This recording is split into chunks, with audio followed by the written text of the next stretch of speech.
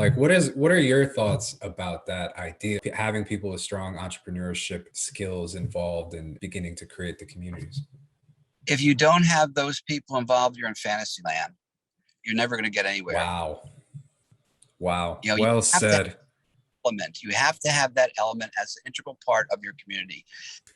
Hey, everybody, this is Gabriel Miguel, founder and executive director of the Anastasia Foundation. And today we have a very special guest with us for this podcast here, a dear friend of mine, Bruce Perlowin. So Bruce is also known as the King of Hemp. He's definitely the King of Hemp. And he's currently the CVC, the Chief Visionary Consultant of Hemp Inc., a hugely successful publicly traded company and the first publicly traded industrial hemp company with multiple divisions operating in the industrial hemp space. Bruce has worked in all kinds of businesses. He's an amazing entrepreneur. He has been in the organic cereal business, promoting done vitamin water, other healthcare products, offering telecommunications services, and is now educating and transforming the realm of industrial hemp. And he's come a long way from his marijuana smuggling days back in the 70s, now into mainstream America. Bruce at one time was the largest smuggler of marijuana in West Coast history and grossed over $1 billion, which is insane. Bruce is an incredible guy, he's an angel, great heart, and he's come full circle as the legalization of medical marijuana continues to take hold in more and more states due in part to his efforts. Bruce is a longtime reader of the Ringing Cedars of Russia series and a deep and passionate supporter of Anastasia's vision. He's one of those pure-minded entrepreneurs that Anastasia mentions in the books. Bruce has been building the Veterans Village Kins Domain community in Arizona for about 5 or 6 years. He has devoted a large amount of his wealth to building many Kins Domain settlements in the USA. And I'm proud and grateful to call Bruce a friend and a brother in this mission of creating Kins Domains all over the world. So Bruce, welcome. Thanks for joining us. Thanks for having me, Gabriel. I love what you guys are doing. Thank you. Yeah, I mean, your support for us and our work is incredible. So, can't be understated. And so I wanted to start by, I'm not even sure if I really knew the answer to this question. Your story with the books, like how did you find the Ringing Cedars books? How did you get into them, and what's your story there? Well, my partner in the phone card industry was a guy named Don Steinberg. I was the largest marijuana smuggler in the West Coast. He was the largest marijuana smuggler in U.S. history. And we had worked in a phone card company. The first time a retail store put a phone logo on a phone card was 7-Eleven. We did that original 7-Eleven phone card and about everything else first in the phone card. Then we went and did international telecom, where we actually opened up 187 training centers, brick and mortar, all over the world in 9 months. And that was before the internet, by the way. We had 4 fax machines that never stopped spitting out orders or customers on 3 of them. They were going 24/7. And then we sold that company as well. And I went off and did barter companies, and he went off and kept going with the international telecom company. And then we got together in Florida, on the west coast of Florida. He had a public company, Club VivaNet, selling debit cards. And then I ended up getting on TV and MSNBC and a special on marijuana. They wanted it. They were covering the Emerald Triangle, California. They wanted a smuggler from that region. So they called me up. I flew out to San Francisco and I did an interview with them. Well, now I'm back in Florida with Don, with this public company selling debit cards, and the thing airs. 23 million people watched it the first night and became the most watched CNBC documentary in their history. And they kept airing it over and over again because they got more and more people watching it. So probably about 400 times it was aired. So everybody in the industry got to see that and got to see me on this interview. So I became very popular and very well known in the medical marijuana and marijuana industry, and the hemp, and later the hemp industry. So, so while I was at the west coast of Florida with Don, I was in a trailer park in a motorhome, and a lady gave me a book called Anastasia and said to read it. Well, I'm bored. It's sitting in the motorhome at night. And so I read it and I couldn't stop reading it. So I would give her back book number 1 and she would give me book number 2. This is 10 years ago, maybe 13 years ago. It's got to be a Right? little further than that. Yeah, Yeah. something like that. And all the books weren't even done then. They didn't have the last few, which I read later. So I just went through them one after another and I said, this is amazing because the Kins domain, I've donated a lot of companies that are going to change the world. Patch Adams built a free hospital in West Virginia, Wild Planet and Keepers of the Wild. They build wildlife animal sanctuaries, feed the um, Uh, uh, Bruce, you're cutting out a little bit. You said that you donated a lot of stock, right? That's what you meant to say. yeah, Yep. to nonprofits. Yep. I I want to change the world, but you can't do everything. So I donated to people that are doing certain things. When I Right. read Anastasia and read about a Kins domain, I said, "Oh my God, this is like the '60s with the Back to the Land movement, organic food movement. It's a natural birth movement. It's a vegetarian, vegan movement." So I said, that's what I'm going to do as my job to change the world because it Mm. fits in what I've done my whole life. I had an organic garden in high school. I was a health food nut in high school. I was also undefeated weightlifting champion for 4 years in Florida. I took third in the teenage nationals. So I was a high performance athlete. So everything that they did, and a gymnast, all right, it was resonant. I mean, Anastasia's a gymnast. In the book, she spins around, does all these cool She's doing gym. cartwheels all over the place. Um, so, um, so I decided I'm going to do that. So after I read the books and we changed the name Club VivaNet to Medical Marijuana Inc. and became the first publicly traded company in that sector. So if you notice, I tend to do things on the beginning of their growth curves from phone Right. card call back to now back to land movement. I predicted a back to land movement 6 years ago. I said it'll happen in 6 years. 5 years ago, I said in 5 years. 4 years ago, I said in 4 years. And then now it's full blown. We're in a massive back to the land movement. I did not see coronavirus coming because what coronavirus did, it made people aware of the fact that they can work remotely from anywhere. And if you can work remotely from anywhere, and they implemented that, right? We're doing a meeting right now. This is a Zoom meeting. Right. I mean, my girlfriend, who same mindset as me, she goes, I got to have a meeting. I'm thinking, oh, she's going to go to no, it's all Zoom meetings now. Well, if you can do a Zoom meeting, where do you want to be? In the middle of a city, or do you want to be out in nature? So the coronavirus sequestered people where they were and taught them that they can work anywhere. And if you can work anywhere, why not work out in nature? Right. Right. So the internet sort of did that, made that possible 10, 15, 20 years ago, but now it's ingrained as a way of life. So the Kins movement is now, as you all have noticed, picking up speed from 10 years ago. And I believe in the books, one of the books, they actually said there's going to be a lull, right? A slowdown. Now it's Mm. exploding and all over the place. That's why Yep. you got Virgin. Yours really cool because your time is perfect to do the online, get everybody linked together. So I added one thing to the model. As I had to grow 1 acre of hemp. Because everyone wants to move back to land, but how do you make money moving back to land? And that was my big focus. My focus is purely in the beginning economics. My job is to change the world. And one of my sayings is if you want to change the world, you better make a lot of people a lot of money happen. And you better Right. do a of 10 just to catch everyone's attention. So that's what I add to the element of a Kins community. So I started off with I toured America and looked for all the Kins community people 15 years ago. And there was someone Shasta they tried and start, and this girl here wanted to start, and this guy here, and they were all dreamers. They, Right. all we $17 million to buy this big acreage. Can you just subdivide it to 2.5 acres? Mm. No, do it this way. And I didn't like that. I like to follow the model exact. So my rendering of what a Kins community looks like. Well, before I jump there, so I Sure. said I'm just one Kins domain. I and so if you go to One Kins, individual Kins domain. right, just one Kins domain. Let me see how much work it is. And that when I started with Svetlana Ogorodnikova, my ex-wife, I still help her and support her. Good friends right now. Yep. And so we built one in Dolan Springs. And I started building living fences, putting the ponds in, the organic gardens, and adapted to a desert living. First, we started with the house. So I made her a nice house. Now I'm working. The ponds dug. The living fences are going in, more of them now. And we're going to grow. In that particular case, she got us 5 acres. So 2.5 acres will grow 100% hemp. and 1 acre on her kin's domain. The other kin's domain will be all hemp. And then this year it'll be industrial hemp. The last 2 years it was CBD hemp.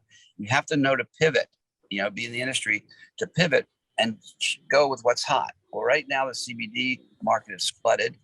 CBGA and CBDA will probably be the next explosive thing in our industry, because in a petri dish, not in human tests yet, but a petri dish, cured coronavirus and stopped it. The CBGA. So we're launching the CBGAs and CBDA product line. Tinctures. Right. We're just change what we put in it, in the capsules or the powders, or the tinctures, or the water, or those gummies. So that's how you make money. I added a few other things like redwood burl furniture. I'm partners with a guy in a wood mill. You take a redwood burl slab and you coat it, you got a $10,000 bar top or dining room table. A clock is $250 clock. They're beautiful, beautiful piece of art wood. So we're adding that. We have a bunch of slabs down in the kitchen. Bruce, so I want to jump back a little bit, because you're talking about, you said earlier, you want to change the world, and you got to make a lot of money to do that, right? And to some people, you may know there's some people who think about the idea of a lot of money, and they have like some kind of resistance to that. You know what I mean? Or some people don't, necessarily, they see putting an emphasis on generating income as, you know what I'm getting at, right? And so, and what I wanted to share this quote with you, because I remember one time we were on the phone and we were talking for a couple hours, and you told me that, the reason why you're doing all your business stuff right now, you're expanding, you're starting all these new companies, launching all these new businesses. You told me is that you're making money for the Ringing Cedars movement. You're making money to build kin's domain communities everywhere, right? And I wanted to share this quote with you, and then just get your perspective on it. Paramhansa Yogananda, right here, he said, the first most important thing in life is realizing God. And then he said, the second most important thing in life is making money for God. You know what I mean? To serve God. And I wanted to get your thoughts on that, and this whole idea about, generating income and all these things. Well, let's talk about the spiritual part first, because everything I do, when I capitalism, is compassionate capitalism. It's marketing from the heart, not from the control, power, greed. I focus on money because the organic gardener, the guy that raises the bees, the people that want to go just live in nature, don't necessarily have that skill set. I had my first business at age 7. So you create a team of people. I generate the funding. That's my job. That's not my job to go out. Of course, I can't wait to plant the garden this year with and put the seeds in my mouth. And by the way, we're going to do something unique about putting the seeds in your mouth. Most of the readers know, or listeners know about that. Yeah. That done. I saw YouTube where they did it with cucumbers, and the cucumbers look differently. They taste differently, but no one's did a chemical analysis. Right. I'm talking about this. Yeah, I'm in the CBD industry. We test everything for everything. How much THC, make sure you're below the legal limit. How much CBNs are in there, how much CBD is. Right. So we test. You have a lab, don't you? Yeah. Well, we work with labs. We work with Digipath in Las Vegas. That's what happens to my cousin, and it's a as well. And we're going to test everything. And so this year we plant, all the seeds go in my mouth, Nicole's mouth. Everyone will do their seeds out at our Kin's community, because after the Kin's domain got started, I bought land and we're building the Kin's community. And this one's for veterans. The next one will be for beautiful children. Next one for orphans. The next one for homeless. Next one for the healers. I have different themes, and by Kin's community, they take on a social cause. So we're making money to help veterans, in which 22 commit suicide a day. The real number is 40. They never took the accurate study. They left 2 out of that study. And that's horrible. That's not how you treat your veterans. You give them a place to live, you heal them, and you teach them how to make redwood burl furniture. You teach them how to do organic gardening, how to do fruit trees. Most of my living fences are fruit trees, because I like food that, trees that produce food. We have 197 pomegranate trees out at Veteran Village Kin's community in Arizona. And 5 different species, all organically grown. And we have apples and pears and figs and black Russian mulberries and cherries and a couple other different exotic kind of fruits. And there's nothing dramatic about an apple tree, but an apple tree in the middle of the desert and a Kins domain in the middle of the desert, Kins community in the middle of the desert shows you what? Shows you that if you can build it in the desert, and we have live streaming video there, right? And we have events there. The people are going to say, if this idiot can build it in the middle of the desert, we can build it in Florida. We can build it anywhere. Right. I am currently in Florida to do the second Kins community. I haven't got the land yet. I have the structure, the corporations with the stock in them, and we'll start looking for land, or the second way I may go to Tennessee first. I'm not sure. All right, where my next venture is. That's up and running out in Arizona. We've scheduled festivals. Now, this is something I'm going to bring to the Kins community festival. Ways to make. Can we go back to the spiritual aspect of the money thing? Okay. Yeah. I've been meditating since I was 7 years old. I read the book Paramahansa Yogananda, Autobiography of a Yogi, in high school. I've been very spiritual my whole life. I had some very intense spiritual experiences. And so that is ingrained in me. I'm not going to make money for the sake of making money.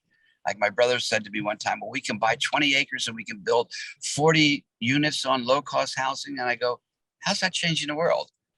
Right. Kins communities change the world. It's a better mousetrap. It's not a rural area. It's not a suburb. It's not a big farm. And it's not the big city. It's a new mousetrap. It's more efficient and more effective than anything else out there in the world today. It makes more sense to live that way. So, but you can talk about it all you want. I like to demonstrate it. That's why I started, threw a lot of money at building the Veteran Village Kins community in Arizona. You have to have a spiritual foundation. You have to operate from the heart. I mean, anyone who knows me knows I'm what's known as a giver. I give a lot. Definitely. And people take advantage of that sometimes.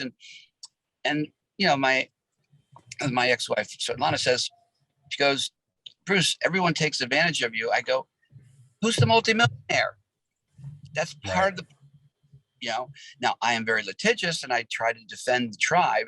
So when people screw our people, we go after them, in court and sue, and you win, but you don't get anything. But at least you have a protective mechanism to protect the group, and I'm capable of doing that. That's another role that I've taken, is to help people navigate the legal, requirements and reactions of people stealing from you. Right now we're at a big thing like vetting people for your Kins community. That's a big deal. It's a huge thing. I found the solution in the place called The Farm in Tennessee. It's the oldest, most successful intentional community in America. And they have a whole protocol. You come for 3 months and you camp, and then their people vote on it. I forget the exact protocol, but they have a very successful model, because you don't want to let someone, I don't even want to sell land to anyone and then turn out they're a freak or they're got bipolar disorder, because one person will destroy an entire community, just one. Easily. So you really have a serious vetting situation. So we're going through that stage as I expanded to Florida. So the spiritual aspect of it has to be ingrained into you. We're not a bunch of, crazy people doing wild stuff. You have to operate from the heart. You have to find your spiritual center and operate from that. And, I look at all the Kins communities in Russia and all the images, and it's like wonderful. They're all spiritual out over there, or 90% of the images I see. So that's got to be locked in. And then you start making money. You're coming from a whole different mindset, coming from the heart, not like control, power, and greed, which is the lower chakras. And it's real exciting right now because, we're going into a massive expansion stage and sort of work together. So can you tell me about, so you've got a lot of projects currently happening and projects that are about to start being developed, right? You have what you want to be doing in Florida with all the communities that you want to be starting there. You have what's happening in Arizona right now. So can you give people a bit of a broader view of like all the things that you're working on? Okay, so we got the Veteran Village Kins community up and going for 8 years now. And one of the latest developments was doing events. And we've been doing them out there for 6 years, not big ones. And I said, you can use the land for free. It started with that. And then we had the One Love Festival where 4,000 people showed up. And that is a way to describe, as long as I get an hour on the stage to describe where you are. This is a kins community. This is where the origins of kins domains come from this series of books, The Ring Cedars of Russia. A kins domain is this, 2.5 acres for living fence, the pond, the natural beehive. I go through the whole thing. I'm exposing kins communities to 4,000 people or however many are in front of the stage at that moment. That's all I cared about. And then there was a guy named Nico there. And Nico is incredible. Okay, you think festivals are fun? There's an emergency every 15 minutes. So I'd pull up in my Jeep and say, okay, Nico, what's the next? Wild. The generator's running out of gas behind the main stage. Okay, Nico, what's the next emergency? So-and-so is stuck in the middle of the desert. They don't know where they are. They need a tow. Right. So there's we need more water in the pond. Putting out fires the whole time. It's literally, I just thought it was a good idea to spread hay all over the field.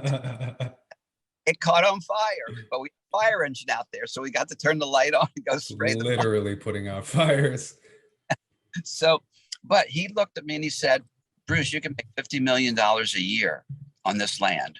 And how big is that land? Right, you've got for events specifically, that's like a couple hundred acres. Yeah, there's 500 acres total that we own or are buying or are part of, and there's 4,000 acres. I'm a partnering with Wild Planet to build Wild Planet, the largest largest wildlife sanctuary in the world.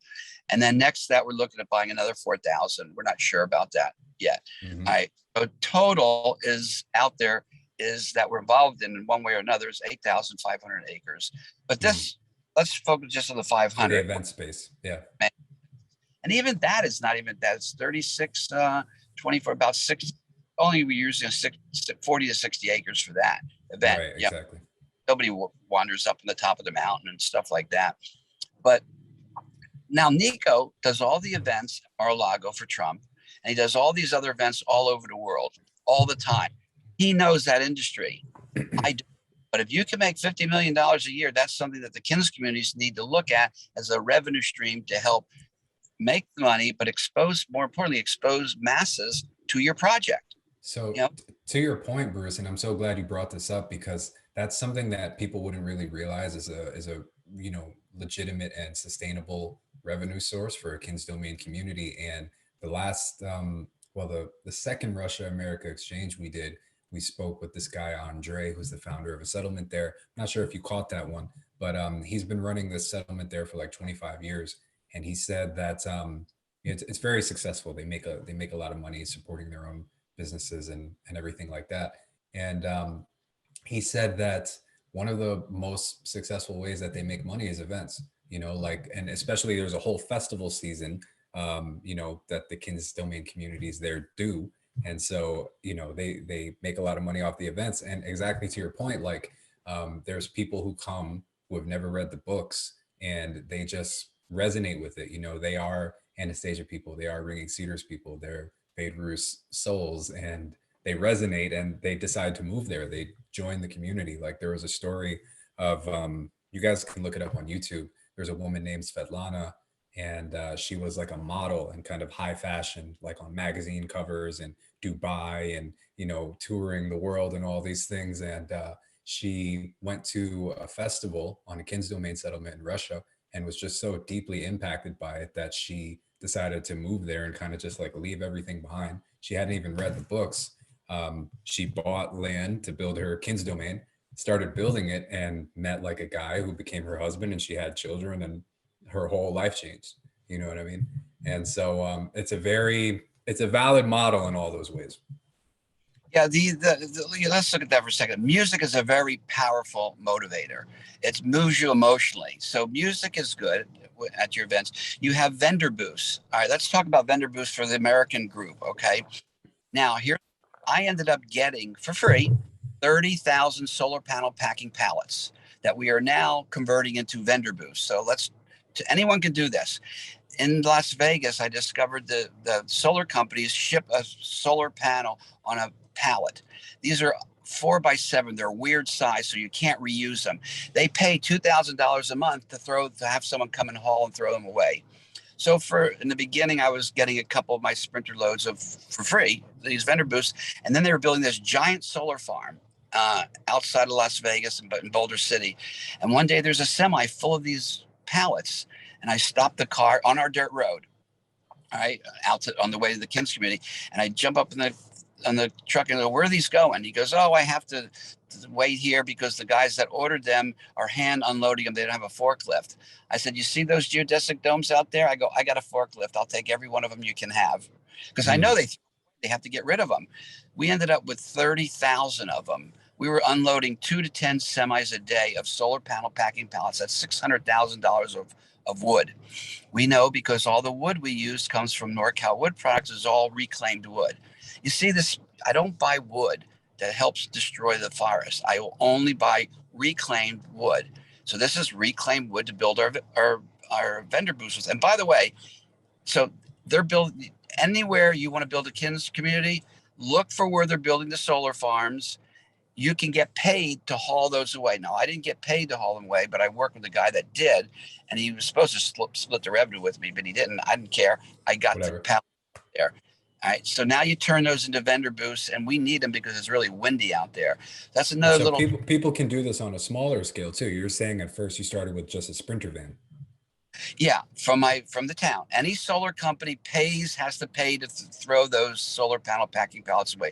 You can make stages out of them. You can make houses out of them. In our case, you make vendor booths. We have just begun to find out the use. You can use them in your gardens. One of them is they have 2 squares, 4x4 squares on the thin piece. That's where I'm going to put those in the garden. And this side is for, let's say, John, and this side is for Linda. And you plant the same exact plants in this square, but they had it in their mouth. And then we do the chemical analysis to see if it's different. If it proves out to be different, it will scientifically validate Anastasia's thing and show you that there's something about the relationship between humans and plants that we don't know about. Right. I think that might be the first scientific analysis of it ever done, certainly in English. I don't even know if it's ever been done in Russian. When you have those results, send them to me, Bruce. We'll publish them. And here's something else. The model goes further. They can take a saliva test or a blood test now and tell you what you're predisposed to. A genetic test and tell you what you're predisposed to get: cancer, rheumatoid, diabetes. And then start giving you nutrients to combat that. A weak liver or a weak kidney down the road. Because my dad had kidney failure, so both my brothers have kidney problems.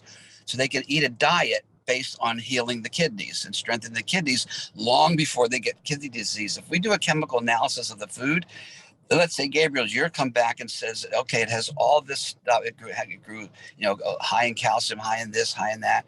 Well, what diseases are you predisposed? That's actually a diagnostic tool for why is those chemicals healing you, made for you? Oh, it's high in this. That means you better watch your kidneys or your liver or your diabetes. Like you have some kind of deficiency in this because this plant has now gone and taken an excess of this nutrient. So it's, like you're saying, a diagnostic tool. Yeah. So, where this stuff leads, you don't know. You just know one step ahead. And then once you take that next step, there's 20 possibilities. Maybe we start customizing foods for, foods are healers. As an example, if you eat 2 handfuls of nuts a week, all right, just 2 handfuls once a week, that reduces your chance of getting prostate cancer by 30%. To put that into perspective, if you find a drug that reduces the chances of getting prostate, or however you say it, I always say it wrong, cancer by 20%, that's $1 billion drug. 2 handfuls of nuts once a week, guys, that's better than any drug they can come out with. 30% reduction. Foods are our medicine. And we'll be doing a lot of manufacturing of herbs and foods and CBDs on our Kins communities. And the other thing is, I see the Kins communities all becoming, we have a synergy center in my model, and we have the holistic healing and learning center portion. I have a 500-acre model. We have 160 homes on 400 of those 500 acres. Then we grow 2 40-acre hemp grows, industrial buildings, and then Question about the 40-acre hemp grows. How is that in your idea? Is that a collectively owned thing, or is like? Yes. Here's what happens: the first 40 acres supports that community. Second 40 down buys 2 more raw land. we go by one section now, a mile by mile, 640 acres. So the second 40 acres goes out and buys two more parcels of land. So the Got it. So seed, you're just expanding from that original center. yeah, the seeds of So growth and expansion are built in from day one. so two questions. You would obviously know about this as the king of hemp. Did they just finish legalizing hemp in all 50 states, or am I mistaken? They legalized a long time ago in In all all 50 50 states? Yeah. Okay. 50th state, and which was confusing to me I because, think that was Idaho or Iowa or yeah, something just recently. isn't that all of them? I mean, I think we only That's have, all. Yeah, that's what I'm saying, in all 50 states. So now industrial hemp is a viable option for everyone everywhere. yes. Now, Right. let me clarify that. Once they legalize it, then the state has to put their rules and regulation. With hemp, it's no big deal. Like Mhm. in Florida, I was here 2 years ago, and they wanted to do an invasive species study. So they have to find, Okay. that killed it for 18 months. Now I'm back, grow it now. Which cultivars grow in this region is the next interesting thing. We can grow it in northern Florida, but we don't have really the right seeds yet for southern Florida. So, Yep. so you got to go through the rules of the state, and then you got to find the right cultivars, and then find out what's hot in the industry. We're converting all back to industrial hemp in all of our grows right now because the Mhm. CBD is flooded, but industrial hemp Right. is starting up, which, as most readers know, you can make 25,000 products out of hemp. And I just got done shipping some hemp gemstone candles to the tens kins communities in Russia, Yep. um, as a gift from the American Yeah. kins communities to the Russian kins community. Yeah. These are the 10 Kins domain communities that Svetlana from our Russia America exchange team got in I, contact with. I shipped them a couple of months ago because they wouldn't get Yeah. through. So I just got a message from her. I gotta check if they actually received them. I think they did. And she said she got some gifts for us too from the Kins domain settlements that she's gonna be sending us. And think about the power of the model. Every kins community becomes a channel of distribution for every other kins community's products and services. So we help each other. I can't wait to start. Well, I don't know about now, but because nothing can get through. I got some amber from Russia about 2 months Okay. ago. I think it doubled in price now because they won't ship it. But yeah, there's Yeah. So I wanted to get back to help people see the economics of the hemp. So let's go back to the 40-acre hemp grove, right? So let's say, I don't know, they're planting industrial hemp or they're planting hemp for CBD or something. What's a rough estimate of a yearly profit if everything goes well, everything's done right in ideal conditions? What kind of money could somebody expect in their first year, maybe? well, let's take 1 acre, $100,000. Right, on Mhm. know what you're doing. If you grow the right product and you have your own stores, that would require, if let's say CBD or CBG or CBNs, whatever. You grow 1 acre, you make a product. It could be anything from pain cream to pre rolls to moon rocks to diamonds, to gummy bears, and you sell it in your own store. All right, you're easily 100,000. If you have your own store, you double that, 200,000. Okay. So And that's net. 40 acres is millions and millions of dollars. I can't even calculate that because all according. I know that when we grew our 40 acres up in Oregon, I know we sold $2 million worth of just the buds, and now we have 140,000 pre rolls in inventory. And you multiply. See, now that's the danger here. The Mm. pre roll when we started our hemp grow was $5 wholesale. Now it's $1 wholesale. All right, so you have to move quickly on the products that we got, or what we're doing now, we're reinventing those pre rolls and putting terpenes in them. So they're again fresh, not old, but they're fresh for the terpenes. They taste good, and we're launching. I think too many flavors, 27 flavors. You should launch with 4. Okay, don't give people too many choices. It'll It's a lot of confuse them. choice. Yeah, you launch with 4. That's enough. But I'm going to go. I'm a consultant to the company now. I don't run the company anymore, so I Gotcha. will It's tell not your them. final call. Right. So I just So let's go back to the 1 acre, Bruce. So are you saying 100,000 roughly, and that's net, and that's if the person is processing the hemp and doing everything themselves, or does that include them, like, you know, because I'm not super familiar with it, like what is involved in that?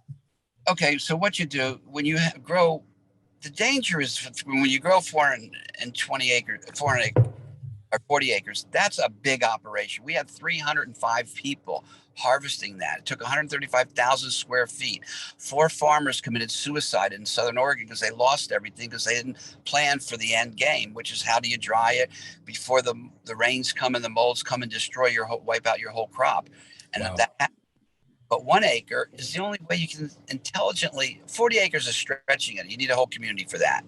I Hmm. remember I said 305 people we employed. Look at this model: 160 communities and the 400 acres of our Kins domains. Two family members. That's 320 people. Is exactly enough to process that you need. You need the whole community to process that 40 acres. But going back to your 1 acre, if you process it with the group, you know, because you don't process in the big manufacturing facilities or the drying rooms, and you do it collectively, and you collectively make a product. All right, anywhere from those hemp candles I showed you, I shipped to Russia, Hmm.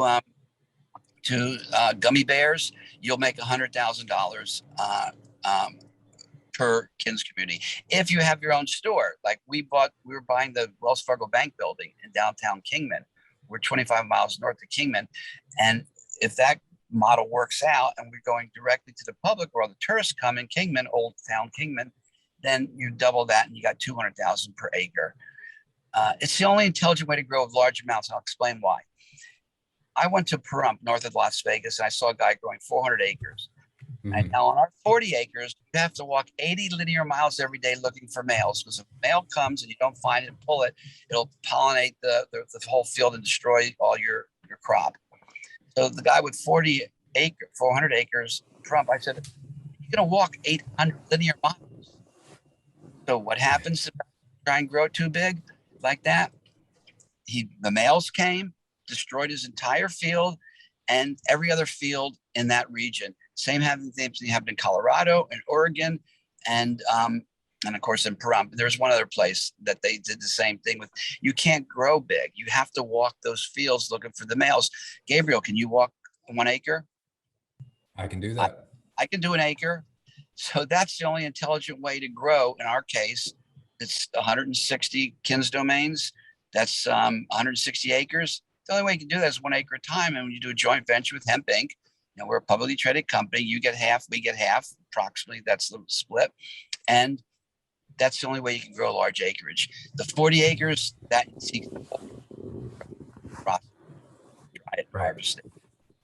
And so let's say that there is a prospective community that's wanting to form, and they're in an area where the climate is suitable for growing hemp, and they want to start. I don't know. Let's say it's like 10 families or something, right? A small group gets together and they're like, okay, we want to use hemp to generate money to sustain this community.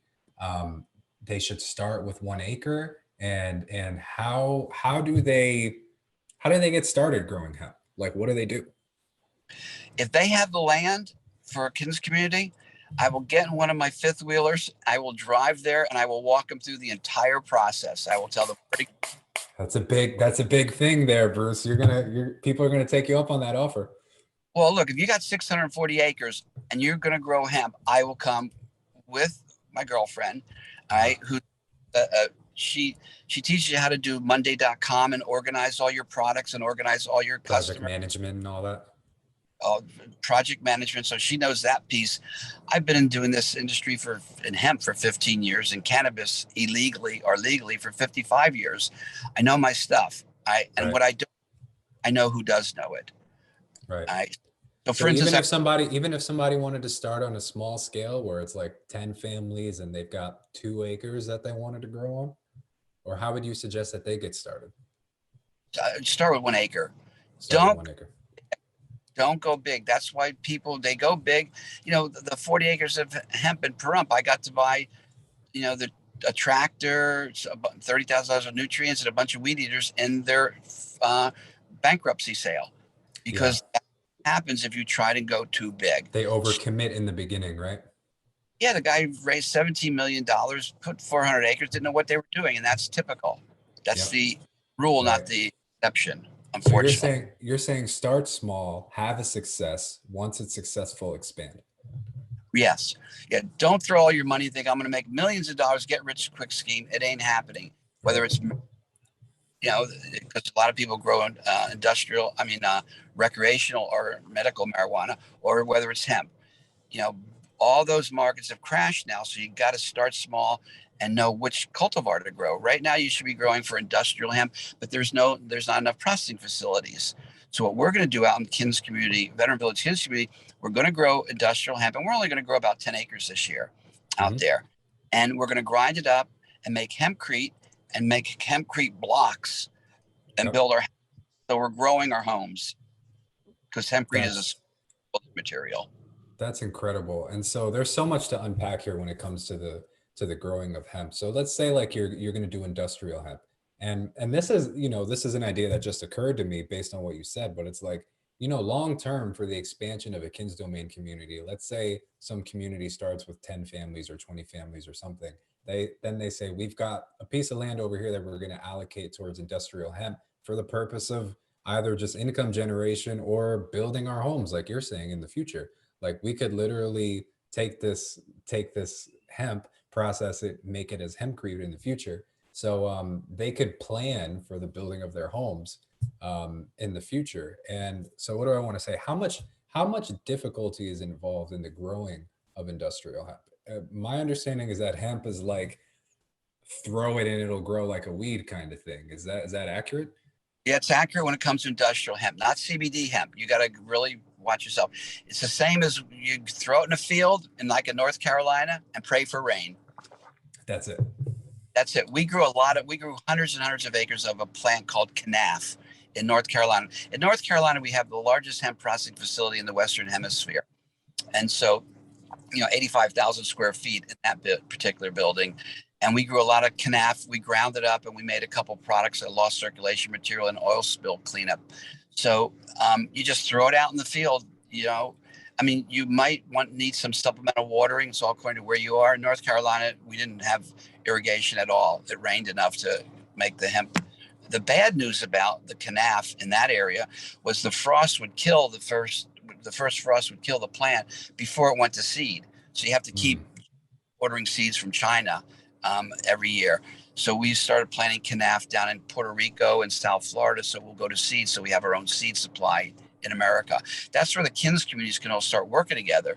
The southern, North Carolina Kins communities, if they grow canaf, and that's another plant we can grow along with hemp. There's all kinds of plants. It's not just hemp.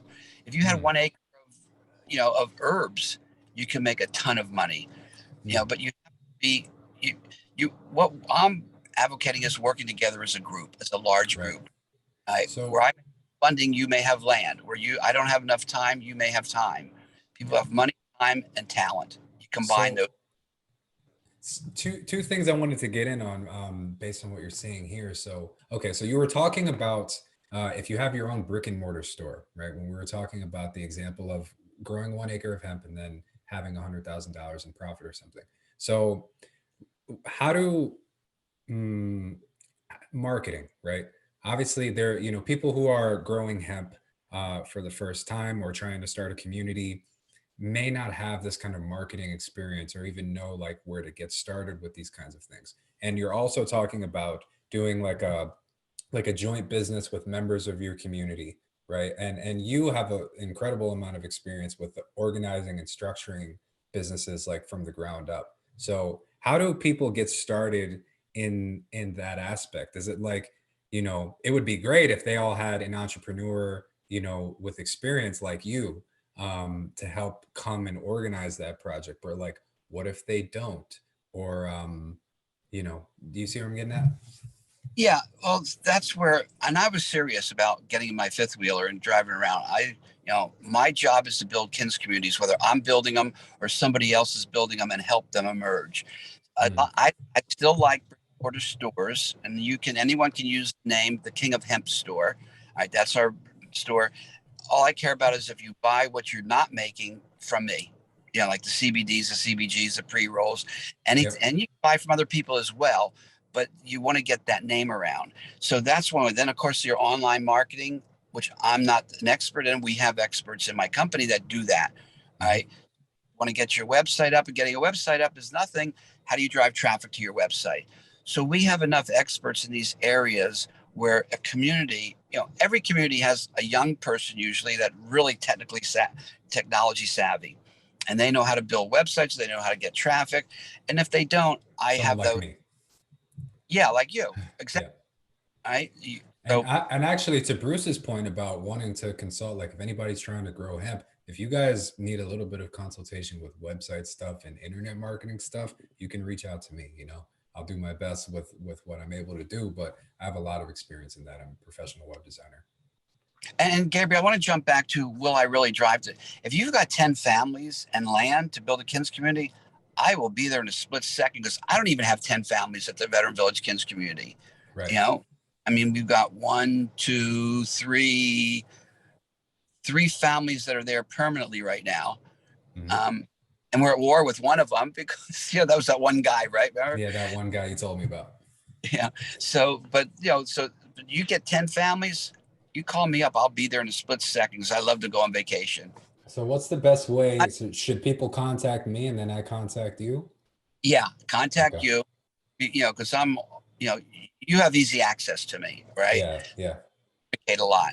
And I'm, doing a million things at once and doing too many things. So I'm trying to tone it down. totally. And you're perfect. You're the perfect point of contact for me, for the whole community. Sure. Great. So you heard it here, people. If you're serious about growing hemp on your community, reach out to me. My email's public, Gabriel@anastasia.foundation. Give me some time to respond. I'm trying my best, but we'll make it happen. Oh, and Bruce, speaking about that, side note, because about me being a point of contact for you, do you still have copies of the books? I know that you were kind of liquidating your collection and giving them for free. People are still sending me requests, and I'm not sure how to reply to them. Let me think what I did. I think I sent them all down to the Eco Village. So they're in boxes at the Eco Village. No, they're in my motorhome that's parked at the Veteran Village Kids Community. Send me requests and I'll have Okay. somebody my books. And I don't know how many I have left, but let's say somebody needed, 4, 5, and 6, and we have 4 and 5. Whatever I can fulfill of that, Yep. I will send out. Okay. Yeah. Cool. I've got a few more in the hopper. That's why I wanted to check in. Yeah, get them to me. I'll get them to probably Bradley or Ashley, they live out there in the Kent community, or Taisha and Chris. One of those two will find them. I'll call Dawn. So put them in the motorhome. Motorhome's there with all the boxes. Now I'm going to bring the whole all that stuff, and where I'm starting my office. Remember, it was in Kaya in Northern Yep. California. Then I moved everything down to the Eco Village. Now I'm moving it all to Tennessee because that's where I'm going next. You guys, you're getting land there, and you're serious about it. Yeah, very serious. What area of Tennessee? Because as you know, I've been interested in Tennessee for a while too. Knoxville. Not, bro. It's perfect. Perfect. Yeah. Great. I fell in love, and so it was They, about this she went. I was trying to get her to come west, and she's trying to get me to come east. 13-year-old daughter, so who's in school with all her friends. So yeah. I'll buy a house there. We've already looked at some land, not a land for a Kins community, but just a land for a Kins domain. Gotcha. But like 23 and a healing. She wants to build a healing center. Okay. She's a Kundalini yoga instructor, a feng shui master, Reiki master, a nutritional consultant, wrote a book on juicing, and she's an organizational communication genius. So Amazing. Brilliant. loves and Kins Beautiful. community. And speaking of Kins communities and Kins domain communities, I wanted to kind of touch on this idea. So in book 5, when Anastasia is talking about the future of Russia, and she's talking about all these Kins domain settlements that have appeared, she starts saying that the people who organized the first settlements were entrepreneurs. She's saying that these are generally pretty successful entrepreneurs who came and financed and organized the development of the beginning settlements. And I find that to be a really interesting thing because it's like, entrepreneurs such as yourself, right? You've already gone out and you've started the Veterans Village Kins Domain community. And like on the second Russia America exchange call, Andre was telling us that when you start a community, you should have like a couple entrepreneurs involved in that, because they have the organizational and kind of catalyzing energy required to do this kind of thing. Like I myself, as a self-employed entrepreneur for many years, like have a lot of experience with those kinds of things. And so like what are your thoughts about that idea, having people with strong entrepreneurship skills involved in beginning to create the communities? If you don't have those people involved, you're in fantasy land. You're never going to get anywhere. Wow. You Well have to have said. element. You have to have that element as an integral part of your community. And when Anastasia said something that really resonated with me, the finest artisans in the world will be living on communities. Well, who markets their great art? I mean, look at the stuff that's in Russia. It's gorgeous. That's the question.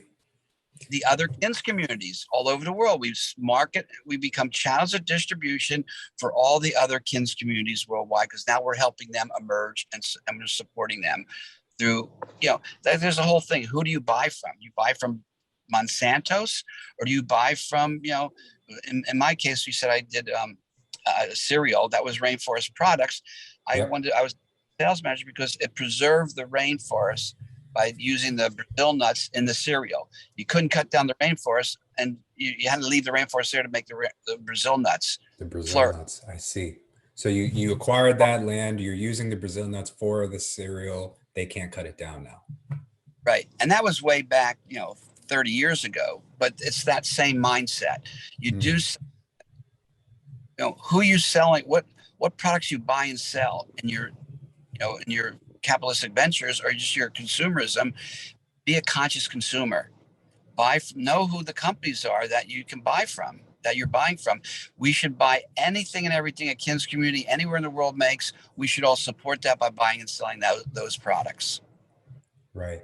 And so something that you and I have talked about, and Svetlana, who I mentioned earlier from the Russia America exchange team, is like creating an online marketplace where KINS domain creators can come on and put their products and have it marketed to like the broader thing, because it's back to this idea of like, some people are master craftsmen, but they are not salespeople or marketers or business people. And, one thing that I think is really important for people to realize is that those are entirely different things. Like being incredible at your craft does not necessarily, translate into business skill. They're wholly different things. The skill set of marketing. And so I always try to encourage people to learn, like go out and study marketing. There's so much free information that can help you like learn how to market yourself effectively online. Like the cost of entry for distributing your product in this day and age is so low. It's like a $25 a month Shopify website, if you wanted to start doing that, or Instagram, if you put enough work into it. And so anyway, I kind of just wanted to touch on that, because it's like it's a huge skill set thing, Yeah, you and I, Gabriel, complement each other as a team, because the stuff. You can build all the websites and do the online marketing, help that piece. Yep. I rely on guys, but that's the my other wheelhouse. Right, and the other pieces they can rely on me to do. If they want to get into hemp, you need me. And I'll just prevent you from doing the 50 mistakes that you're going to make in the industry, because I've already made them, or I know somebody who has already made those mistakes. Right. And by the way, if you're a big enough company, I can take you public. That's another thing that we do as a company, not Hemp Inc., but a different company. We help take companies public, which is another way of raising money. But at that point, somewhat sophisticated business people and accountants. I asked a hemp farm the other day, do you want to go public? And they go, what does that mean? So you need a little bit more level of sophistication. But you attract that. You attract the people, to work as part of your community. Is full of those kind of people, all these different skill sets. And if they start working as a community and working as a group, that's where you have such massive expansion of the KINS domain community movement worldwide. I like the way you say that, a kin's domain community. Is that real? I say a kin's community or kin's domain, but you said it proper. Kin's domain Kin's community.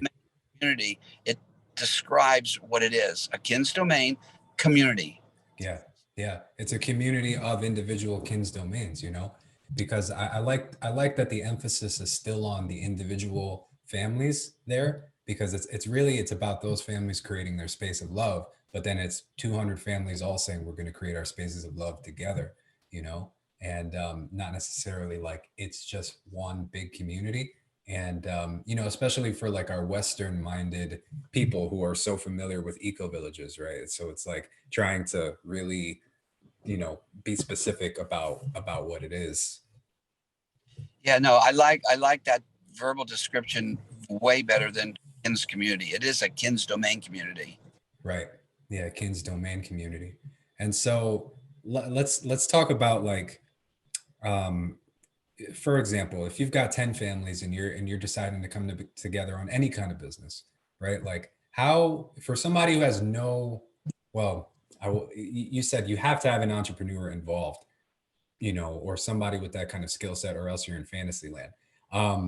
So I guess that kind of makes my question invalid, because I was going to ask, how do people with no like business experience at that level come together and create something together where everybody is treated fairly, or there's no squabbles about money and everything is like clearly organized and all that kind of works out? But is it your opinion that you don't even start to build a settlement or something unless you have people with that skill set involved? No, you start with where you are right now.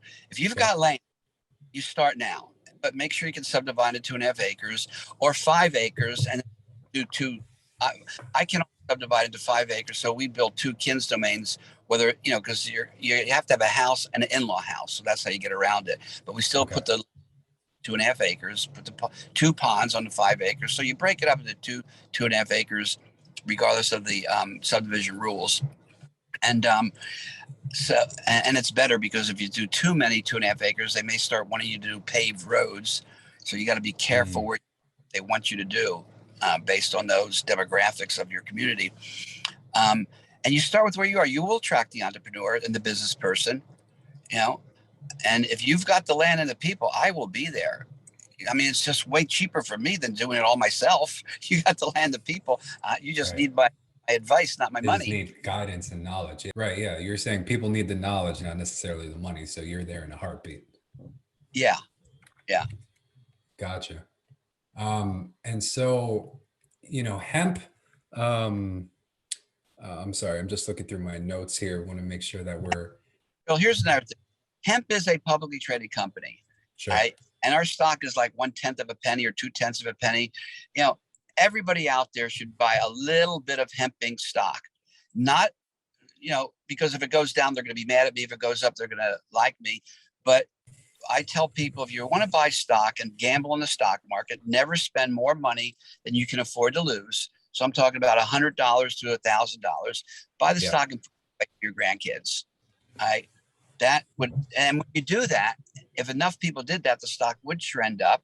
And you're helping Patch Adams, which still has that build a free hospital. You're helping Gabriel roll out because you got stock to help you financially.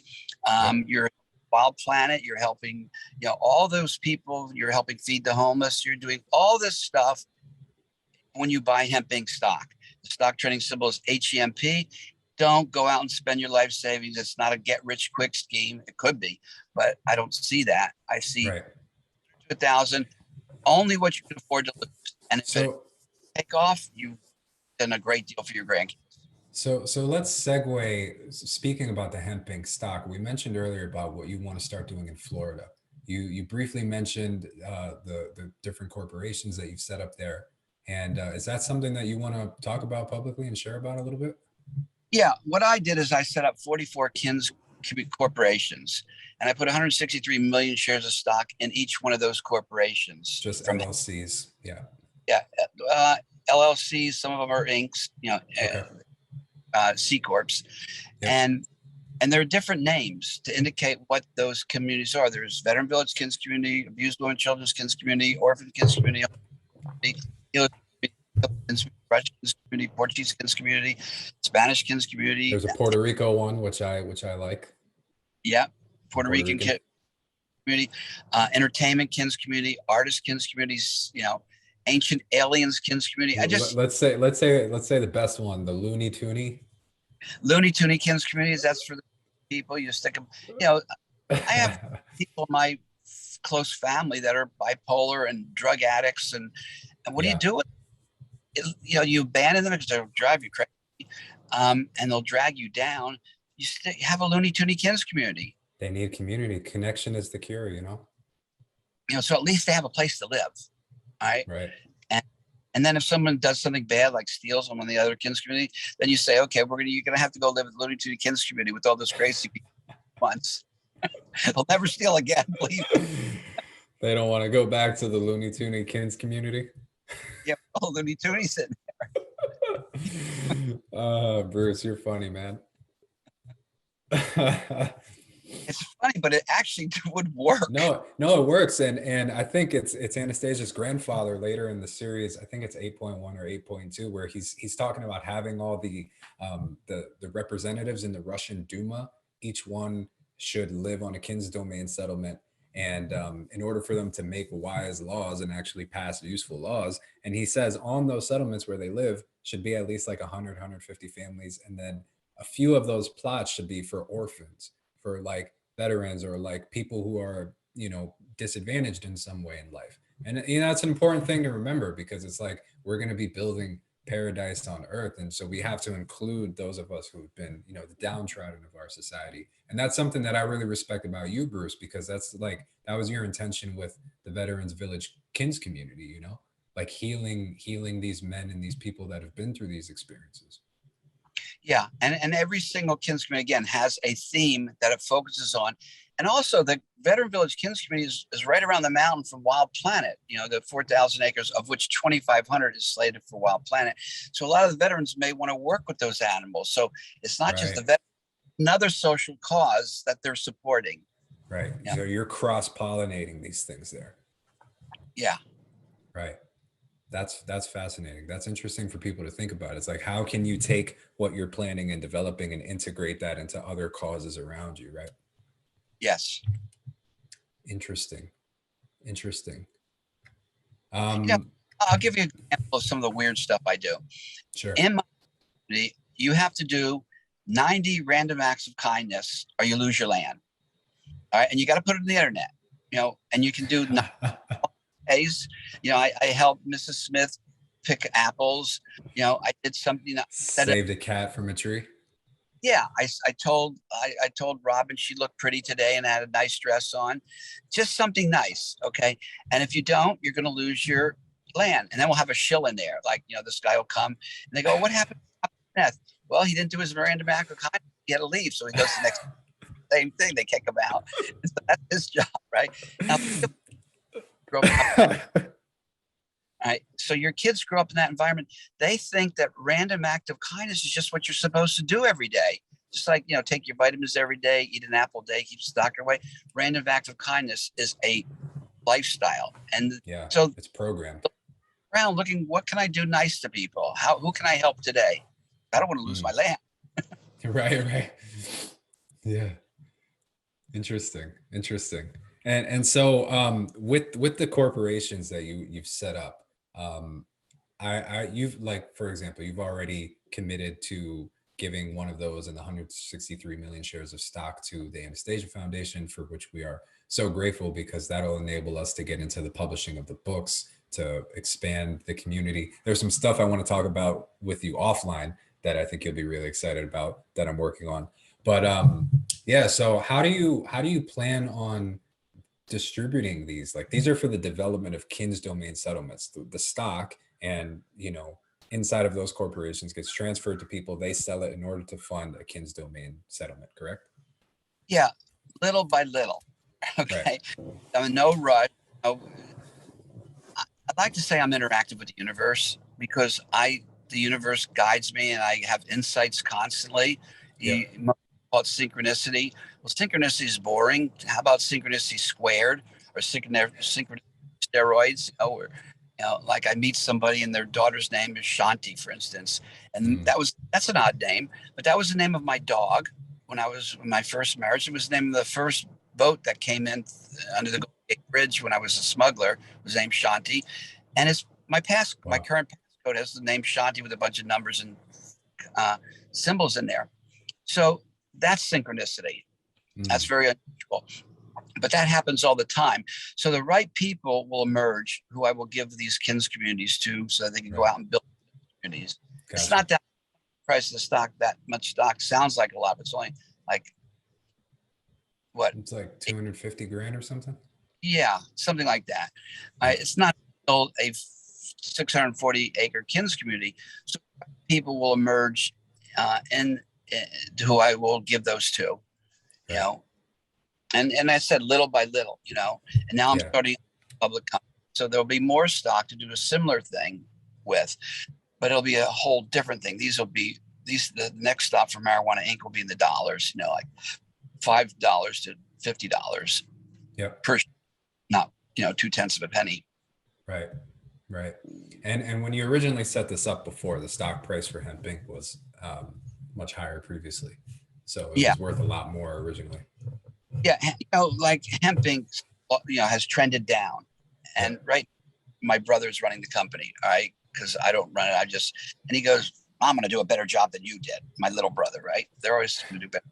And I'm Right. He's got to show you up, man. because you just went down over the land. I go, Jed, name's Jed, everyone in the industry went down. Look at every single one of the stock Yeah. companies. Our track records are exactly the same. Our charts are all trend. We all trend up together. We all trend down together. We didn't go down. The whole industry went down. That's Right. just of a startup. Yeah, it's the market. And he goes, a startup, and you're not a startup, you're 10 years old. I go, Chad, startup means pre-revenues. All right. Yeah. We built structure. So we built a phenomenal hemp infrastructure, just like Amazon. They put all the money back into the company for the first 7 years to make a dime. All right. And now look at Amazon today. And Hemp Inc. is here after 10 years. There was billion-dollar companies, Mile High and out of Colorado, Gen Canna out of Kentucky, a couple of billion-dollar companies up in Canada. They came and went. They were built with billions of dollars. They were a flash in the pan. So I'd like to say it's the tortoise and the hare. We're the tortoise, and we're still here making progress after 10 years of being in the hemp industry when some guys with billions of dollars, because we didn't have billions of dollars, came and went. We're still here. Hemp Inc. is a good bet. Right. Right.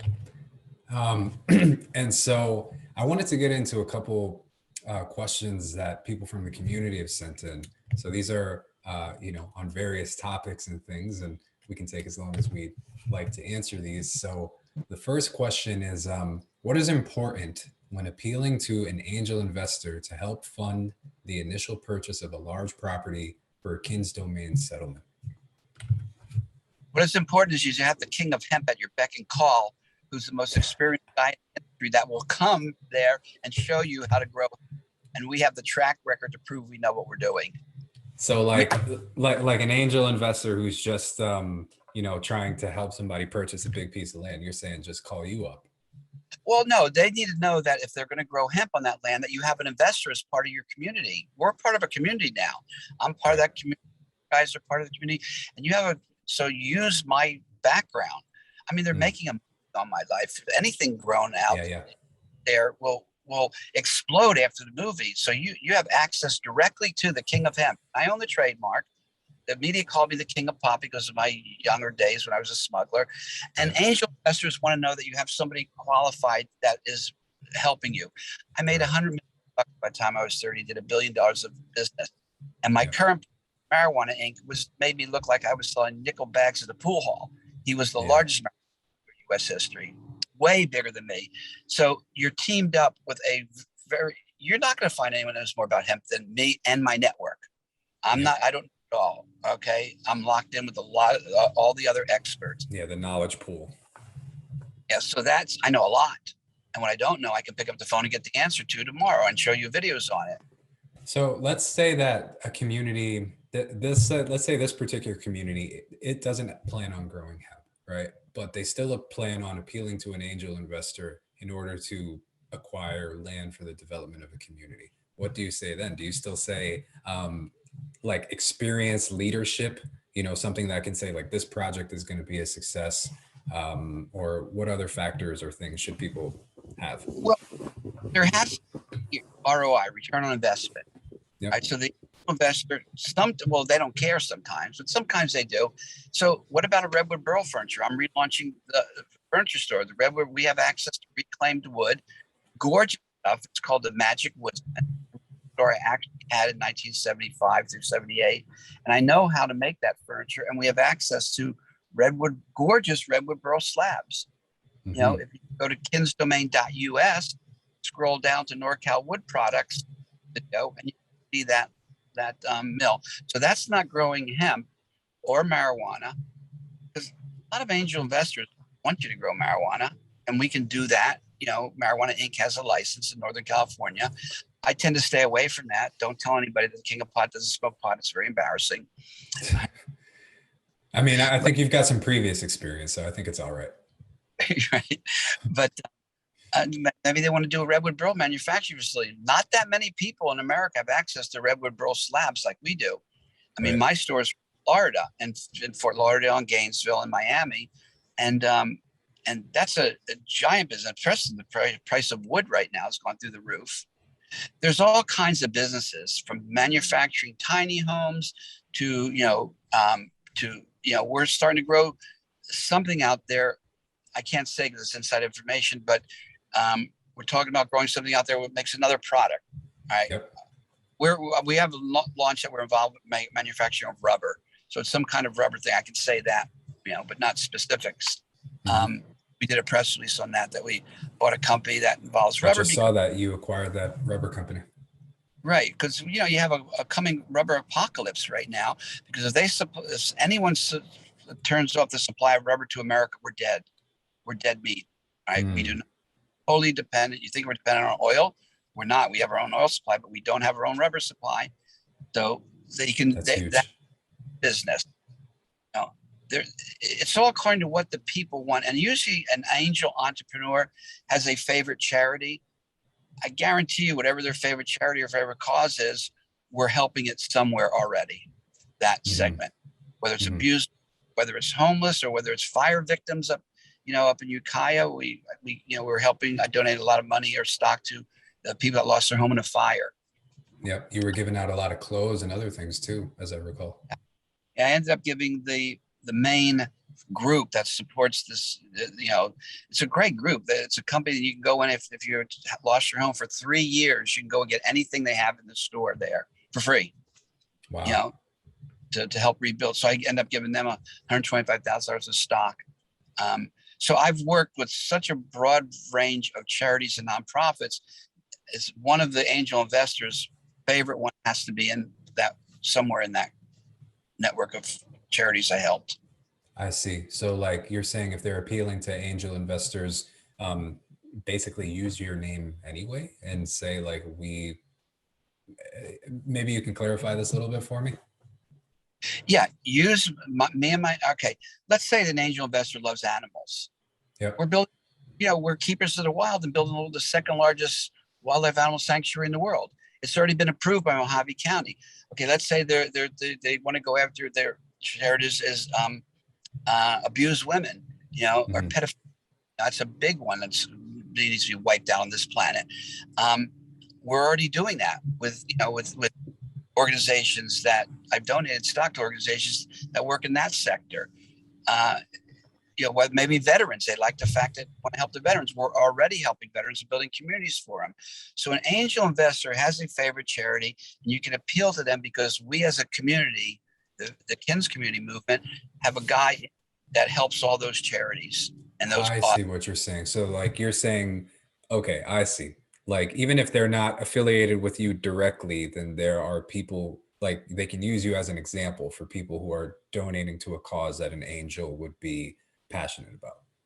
Right. And then we can step up our donations to his favorite cause because we're already in that realm somewhere. Gotcha. And so let's say they're not appealing to an angel that's looking for any kind of ROI. Let's just say it's like a purely philanthropic thing. Let's say it's like, I don't know, a private family foundation, for example, and they have, a couple hundred acres of land, or they're willing to do funding, or it's just a private individual that somebody happens to know who has wealth. So what would you suggest, like if somebody wanted to pitch this idea of a Kins domain community to somebody who was open to hearing it, like how would they put that together? How should they start? It's all kind of where it got so far. Like I just got word that there's a lady in Kentucky that has 640 acres that doesn't know what to do with it, and she wants to maybe start a Kins community there. Okay, Right. that's I've heard that's so many stories like that. the land's there, but are the people there? I don't know. I would. They want to know that it's going to be a successful community, the angel investor, the people, and I can just between all of us, we can help make it a successful community. You know, Hmm. a successful community was to generate revenues, and you have to generate revenues to build all the homes and dig all the ponds and buy the heavy equipment and put the irrigation system in and the plants in and the gardens. So we've got a lot of those pieces waiting to consolidate into a Kins community, a Kins domain community anywhere in America, Hmm. anywhere in the world. But America is a lot easier to start with right now because their own backyard. Hmm. Hmm. I see. So you're saying like we need to be able to show whoever it is that's, supplying the resources that this project will be a success and we have all the necessary pieces for that.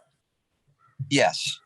Yeah, Yeah. it's not anymore like it was when I first run around the country looking at all the Kins community. It was just fantasy land and well-intentioned dreams. We're way beyond that in Kins domain community movement. Right. So honestly, I really love that you said that because, it just so happens that the Ringing Cedars happens to be it's a spiritual book series, right? And there tends to be, people of the stereotypically spiritual type that are more of living in a mental reality rather than a physical reality. You know what I'm saying? When it comes to creating these kinds of projects. And so you are somebody who is acting, you are planning, you're acting, you're organizing, you have team members, this is all happening, right? And so how do people like shift more into that mindset of like, okay, we have some dream, how do they take their dreams and actualize them, you know? Well, that's a long process. The first thing you do is you write it down. When you have an idea, if you want to manifest it in three-dimensional reality, write it down, draw it out. That's always Mm, step one. It anchors it into the three-dimensional realm, which we're living in. We're transitioning to the fifth dimension, but right now we're three-dimensional reality. So you write it or draw it out, do your renderings, do your drawings, do your notes, just get it into physical form. And that's the first step is always write it down or draw it out. Then you started the process. You started the energetic movement to manifest your idea from the realm of ideas into three-dimensional reality. That's step one, is just to write it down. As simple as that seems, that's mm, step one. mm-hmm. Got you. um so I want to shift to another question here. Bruce, are you good on time, by the way? Do you have to run? I just want to be No, respectful of fine. your time. I'm fine. I'm just today happens to be an open day. you know. Okay, a rare one of those rare open days, huh? Yeah. Okay, lucky for me. All right, so this is from Lauren. She says, I've heard it's difficult to grow hemp in tropical climates, for example, Hawaii. How do you overcome these challenges in Florida to make it a successful strategy for financially supporting a Kins domain settlement? And I think So she's referring to you currently growing in Florida. I think that's the reference. well, yeah.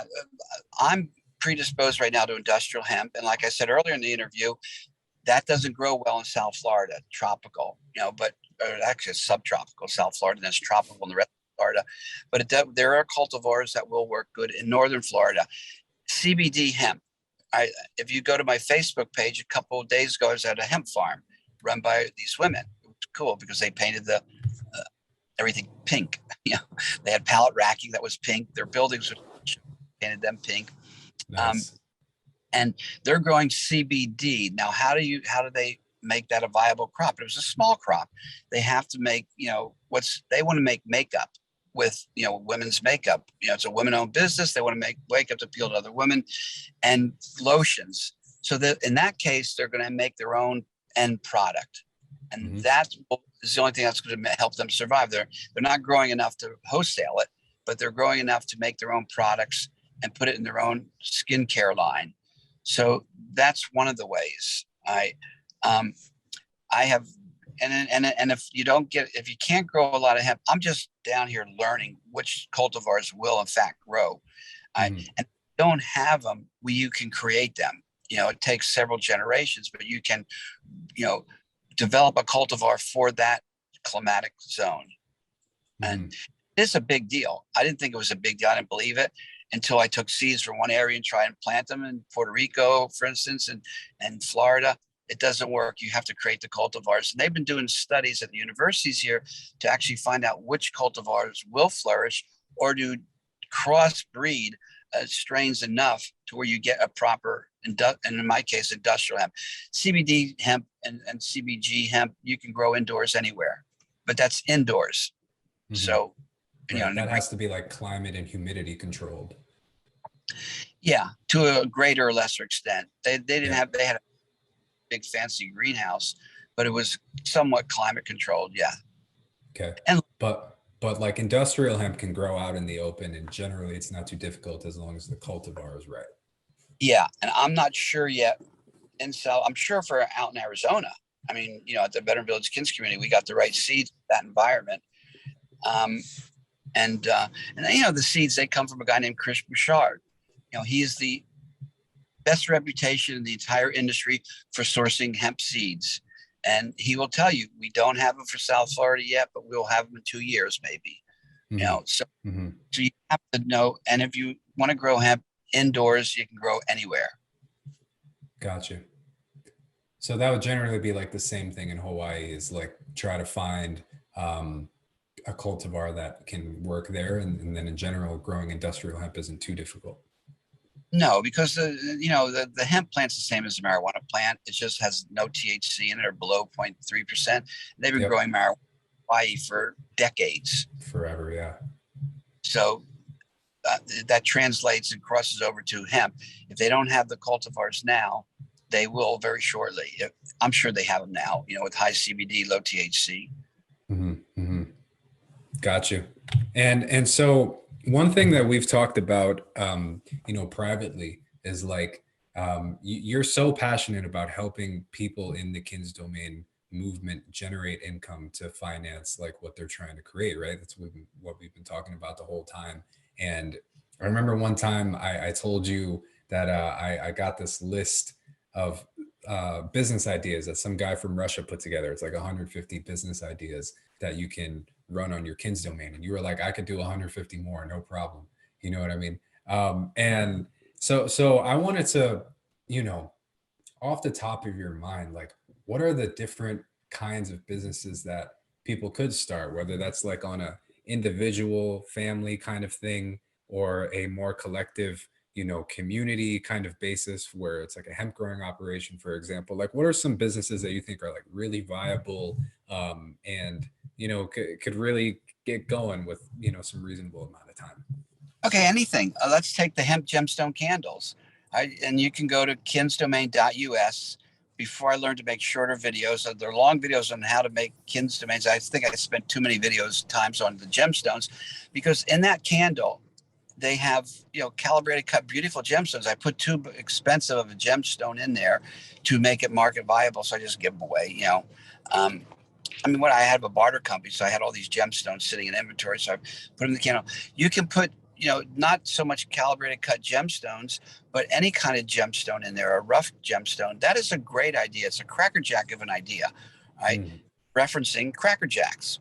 1 cent prize was one of the most successful marketing campaigns in the history of America. Cracker Jack, because it had a little 1 cent prize in there. So you can do gemstone candles, and the price of the candles is based on what's inside of it. You could put a $10,000 diamond in there and sell these for a diamond. You could put a wedding ring in there, and a guy can propose to his girlfriend by giving her a candle, burn it down, there's a wedding ring. Creative things like that. So I like the hemp gemstone candles. anything that you can, honey, jams, jellies, dried fruit, any food item you can make on your kin's domain. And if it's organically grown, if there's a documentary or a film called The Biggest Farm. You can watch The Biggest Little Farm, and they took a savanna, which is one step above a desert, and they turned it into this, over a 7-year period, into this incredible, sustainable, regenerative farm.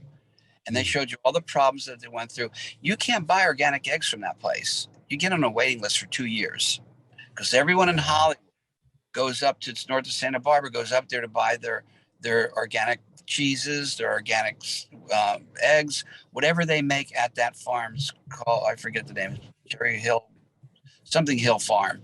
They're sold out. So organic foods. I mean, somebody was selling our CBDs at a local flea market or farmer's market. I go, Bruce, I just paid $15 for a little yellow melon this big, but it was organically grown. So organic foods is a big, big revenue generator, for anybody, and anyone can do that. Strawberries, blueberries. So the food items you can make a lot of money on. But pomegranates, go into the store. The pomegranates are $2, for a big one. So ours are like, let's say, a little smaller. So let's say ours are $1.50. I forgot. I think we had 10,000 pomegranates, and we haven't got organized enough to actually harvest it until this year. This year, I'll actually harvest the blueberries. The pomegranates, and actually bring them to marketplace. So your foods items, anything creative, any artistic stuff, look what they do in Russia. They make little cedar pendants. Yep. They do like custom designs on them. Yeah. On Veteran Village Kids Community, you can walk around the land and find gorgeous, gorgeous stones and crystals and geodes. And they're now bringing those down to the vendor booths. Don't ever underestimate, the thing about the events, the festivals. You have festival money, but then you're bringing a lot of shoppers in to buy stuff on your vendor booth. Right. You can make purses. You can make, all kinds of hemp fabric stuff, anything. And for somebody that's like selling at a vendor booth in a festival, that single day or multiple series of days could wind up generating a huge part of the year's revenue. You know what I mean? Like, that's a reality. And then you're making money by selling the vendor booths, right? And in our model, you have a vendor booth and then you have a tent behind it. So it's like, you could put a tent out on your land, and they call it glamping, and that they sell for like $1,200 a night. Yeah, it's crazy. Typically, to these transformational festivals like the One Love Festival, Baki Festival, I've been. Burning Man, it's rich hippies with money to buy, and the vendors buy from other vendors. Right. And, I wanted to go back to what you said about the biggest little farm, because that example is really interesting. You're saying they had this farm and then they did a movie about it. And so now, because of the brand that's been built around that, there's a 2-year waiting list to get eggs. Right. And like, what's really interesting about that to me is that really illustrates the power of marketing and storytelling and brand building. You know what I mean? Because that's a reality. How else are you going to generate that kind of demand for your product? And Anastasia is talking about, how the Kin's domain food in the future becomes double or triple or quadruple the price of even normal organic food, because of how much significantly higher quality is. So she talks about how the people in the future come together and they build these, they basically have a settlement, and then they build like a marketing thing, or some little corporation where they're selling the food in the brand of the settlement. So whatever, it's like branding your settlement with some kind of brand, and putting content out there, and telling your story and getting out there. Like, it's really important. It's like that idea of marketing and putting your story out there. Like, create content. It's free to get on Instagram and start making stories and pictures about what you're doing at your settlement. Like, people will be interested in that. You'll build up a brand, you'll have followers. Make a little documentary about it. Do a 12-minute thing. Have somebody, there's a great YouTube channel called Happen Films, where they go around and they put out little mini documentaries. They've got like millions of views, like a 12-minute documentary about somebody's permaculture farm here, or like a food forest that they built and how these people are living. Like somebody would want to profile you, you know, if you're building your kins domain settlement. Like you got to put yourself out there into the world. And the main reason I brought this up is because there's a really amazing settlement in Russia. My Russian is terrible. It's called like Radosvet or something. Radosvet. And I think their website is that with the number 23.ru. You can go to that. And these guys are like marketer extraordinaires, Bruce. I don't know if I've ever like sent you their website. I should probably send it to you. But the guys who are building this settlement, they have done an insane job with the storytelling and the marketing and the visuals and the presentation of their settlement. It's so sleek, it's so professional, it's so well done, it's so well organized.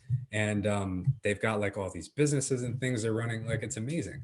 And I just really want people to think about this. You know, you probably could be successful on like a word of mouth basis, you know, if your stuff is amazing and the word gets out there. But like there's this whole dimension of the internet and the rest of the world that exists. You know, it's a great example. Like the movie comes out and these guys have a 2-year wait list to get X. You know what I mean? You know, to build on that, story sell. So you're right about getting stories, and stories about your kins domain. People want to know about it and they're going to buy because stories sell. All right.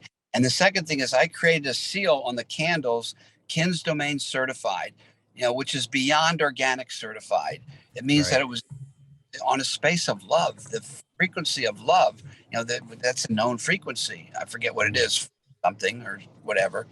And but you know, you have a space of love with these products inundated with love and caring. And so with our kins domain certified, it will double and triple the price. Mm.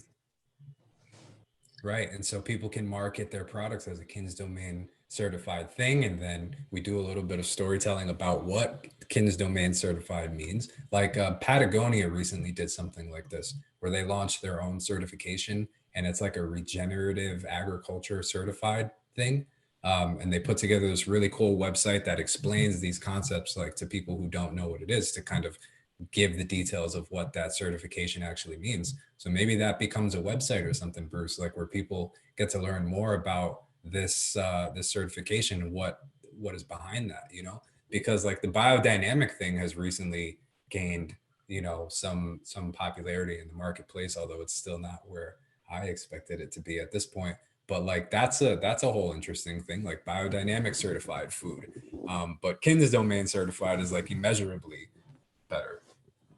Yeah. And speaking of Patagonia, they launched a thing called 1% for Humanity, where if you sign your company up with them, you agree to give 1% of the gross, not the net, the gross, that they will then distribute it. I think there's 2,000 companies that are part of that.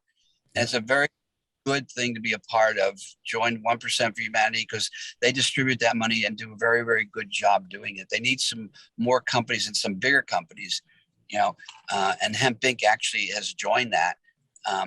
We just got to do our accounting to make sure our 1% goes to them. Yep.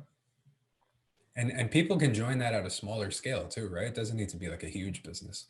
Most of those 2,000 businesses are small businesses. Yes. Yep. Patty business in the 1% for Humanity. Right.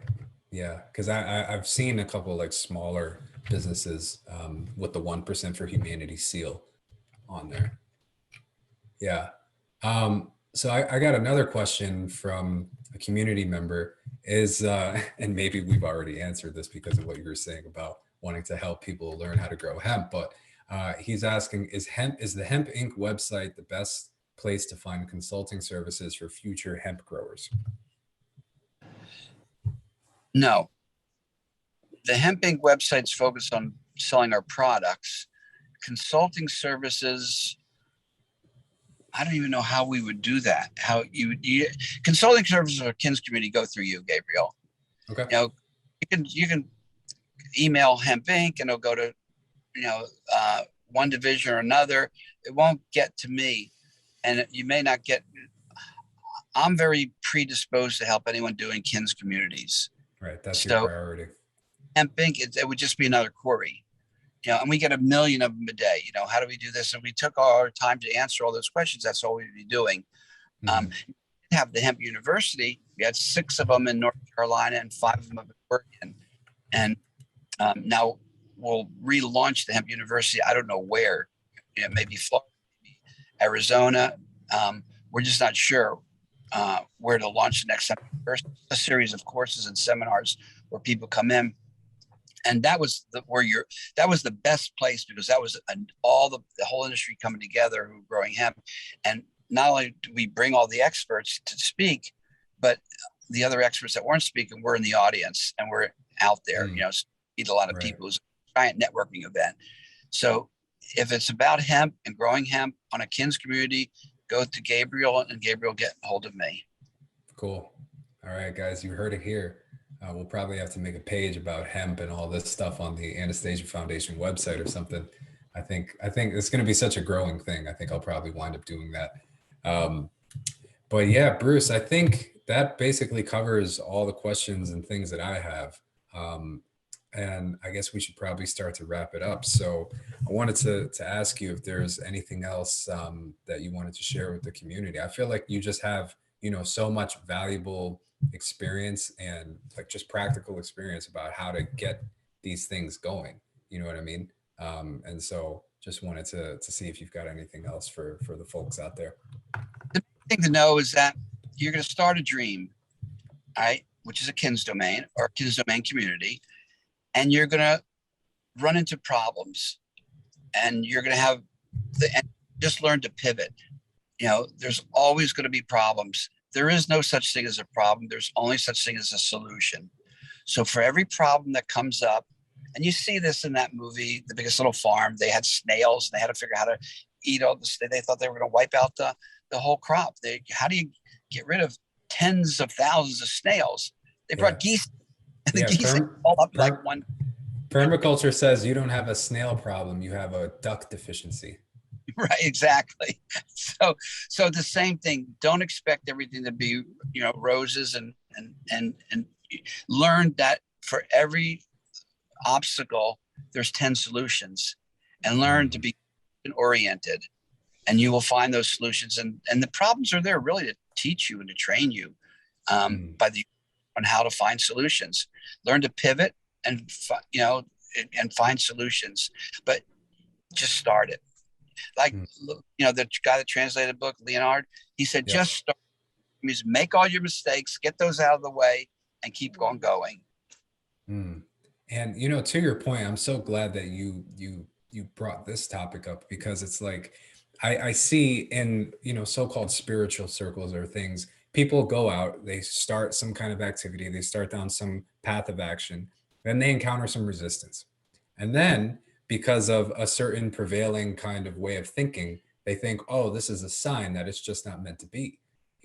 I've encountered some kind of resistance, and that's a sign that like I probably shouldn't be doing this, and they give up prematurely.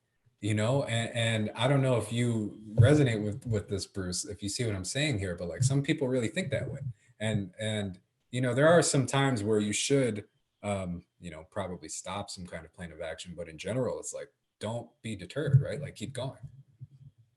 Yeah, you have to keep going. I mean, that attitude is not part of my mental makeup.